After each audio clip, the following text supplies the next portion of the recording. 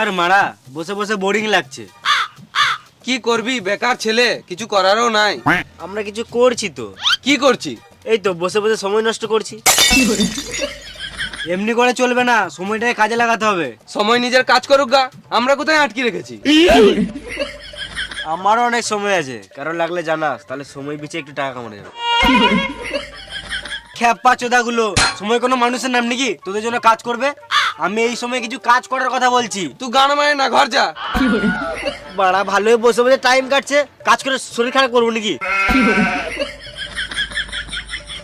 মাগা আমরা করে ফেসে গেলাম। জীবনটা ভালো গেছিল, নিজের গান মেল নিলাম। কেন রে, কি হলো?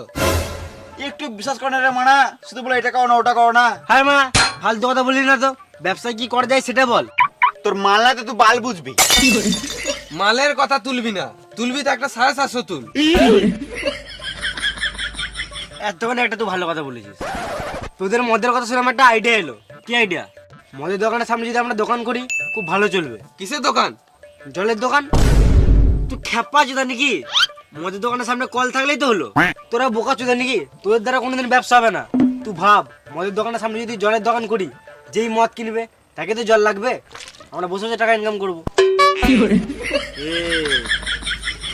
মালটা একটু বিশ্বাস করে না রে মানা। তোকে বললাম না মালের কথা তুলবি না, তুলবি তো একটা 750 তুল। মদের নাম শুনে মুড হয়ে গেল, চ মদ খাবো। হ্যাঁ চো। মদের কথা শুনলেই হলো মাতাল জাত। তোর বাপের খায়। চ একটা 750 তুলবো আর 4 জন মিলে খাবো। চ। আমি খাবো না, মালটা বারণ করেছে। তোর মালটা বারণ করেছে তো 750 কেন খাবি? 750 খাবি। হ্যাঁ চ মদ খাবো। চ। কিন্তু মদ খাবি, টাকা কই? বে মেয়েরা তো চুল বিছে বাসনপত্র কিনে ডিং লাগিয়ে দিছে, আমরা চুল বিছে মদ খেতে পাবো না নাকি? বেশ বেশ, সবাই 200 টাকা করে দে, তাহলে মদ, বিড়ি, চাট, সিগারেট সব হয়ে যাবে। আমার খাওয়াবে না, আমার মালটা বারণ করেছে। মালের কথা তুলবি না, তুলবি তো একটা 750 তুল। তুই তো দে।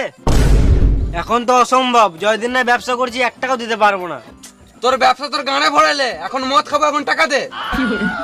মারা টাকা টাকা চ তো, বলে মদের দোকান গেলে টাকা ঠিক হয়ে যাবে। চ চ। টাকা নিবে, বালের বিচি দুটো বিচে দেবো।